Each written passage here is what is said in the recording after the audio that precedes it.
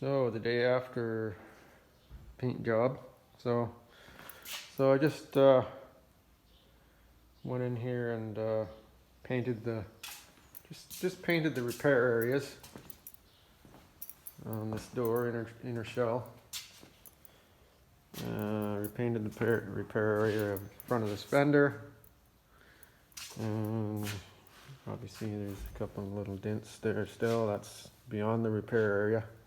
So I just based it here to about here, and then cleared over to about here, and then blended the clear.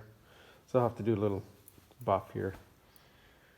Of course, the rest of the fender is still what it was. I'll buff that out a little bit, clean that up, it'll shine up a little bit.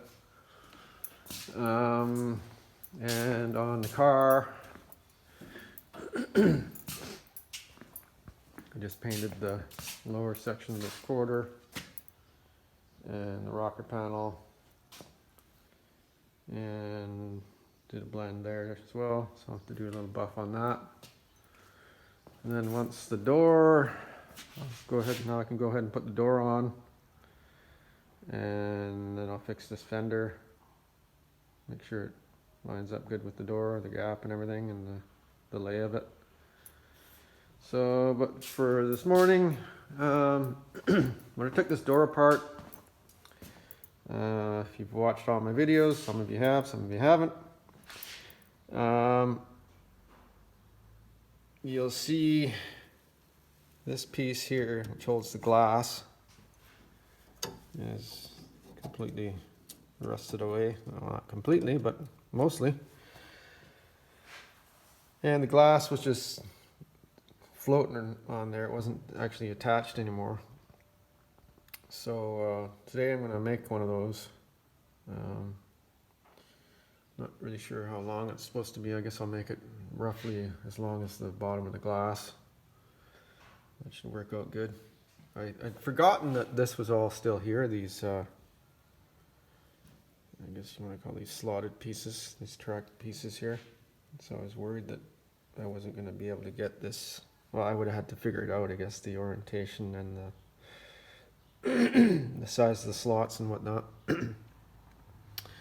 But that's good, it's all still connected, so that'll make it real easy for me to make that. I'm just going to make this piece, and I'll weld these pieces onto this piece. Okay, back to this thing. Got these two marks here, so I'm gonna break that right on the line, fold it back on itself, and then I'm gonna remeasure for the other two bends, for this bend here and that bend there, to make the channel. I do have some marks here, but I'm gonna wait until I got this done, and then I'll find the center again and then go from there. Well, this didn't turn out exactly how I planned, but all in all, see what happened. See the side where it's got that little funny corner to it. If this thing will focus in a second. I think I got a thumbprint on my lens. There we go. So see that?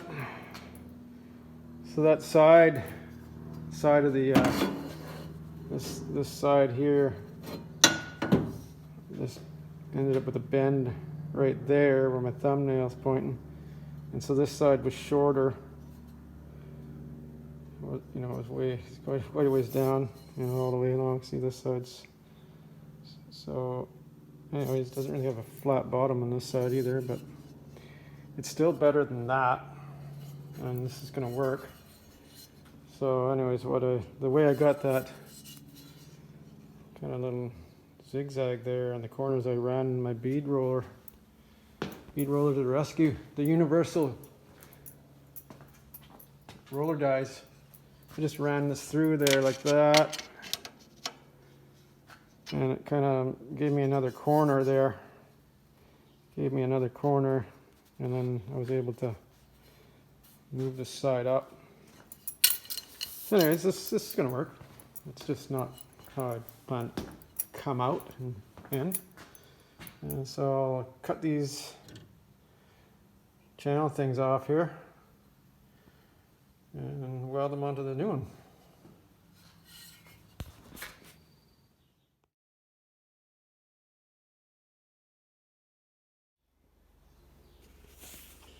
There it is.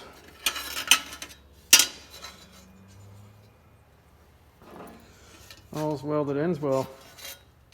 That should work. So what I'll do is I'm going to install this in the door, and then when it comes time to fit the glass, I'll just put a little bit of tape on some strips of tape on the edge of the glass, just to space it away from the metal. Probably put a piece here in the middle and then on the end, just to grip it in there.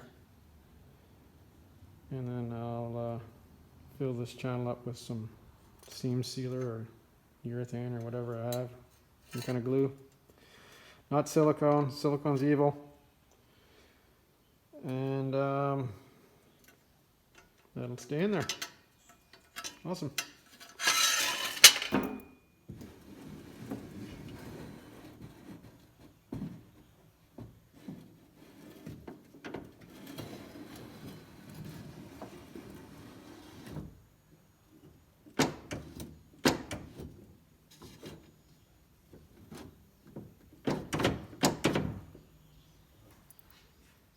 Guess that's it.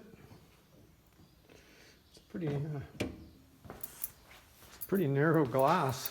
Looks like it's chopped. It's not. Yeah, that's really a narrow glass. Huh. Never thought of that before.